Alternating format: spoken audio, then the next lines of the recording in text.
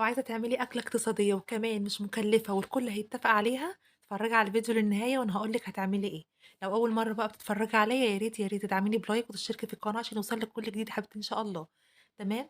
معايا بصلاية مفرومة كويس بالمَيّة بتاعتها مش هاعصرها، ودي ده فلفل كوبي أحمر فرماه برضه، وده بقسماط. ممكن نستبدل البقسماط نجيب بداله ممكن رغيف عيش نحمّصه ونطحنه في الكبة كويس هيديني نفس النتيجة. هاجيب بقى معايا ده نُص كيلو فراخ بانيه فرمته أو نُص كيلو صدور فراخ وفرمته كويس جدًا. هانزل بقى بكل الحاجات دي كده كويس على بعضها، ال4 مكونات دول هانزل بيهم كده مع بعض كده في بولة كبيرة.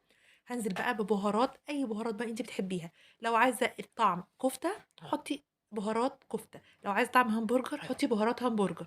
بس عايزة بقى أي طعم تاني حطي أي بهارات أنتِ بتحبيها. مش قادرة أقول لِك الطعم حلو جدًا، جدًا، جربوها إن شاء الله تعجبكم، اقتصادية أوي، أوي، أوي، وما حدش هيختلف عليها أبدًا، أبدًا.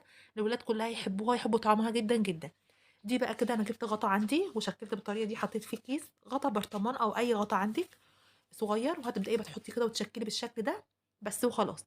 هنجيب بقى طاسة فيها زيت سُخن كده على النار، وهنبدأ بقى نقلي الأراز دي فيها. مش قادرة أقول لِك سهلة جدًا، جدًا، مش بتاخد وقت. طبعًا إحنا عارفين إن صدور الفراخ بتاخد وقت، مش بتاخد وقت كتير في التسوية وبتستوي بسرعة جدًا، جدًا.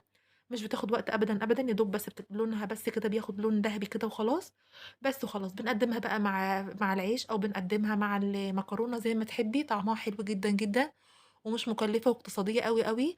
جرّبوها وإن شاء الله تعجبكم إن شاء الله. لو أول مرّة بقى بتتفرّجوا عليَّ يا ريت تدعموني بلايك وتشتركوا في القناة عشان يوصل لكم كل جديد إن شاء الله. السلام عليكم ورحمة الله وبركاته.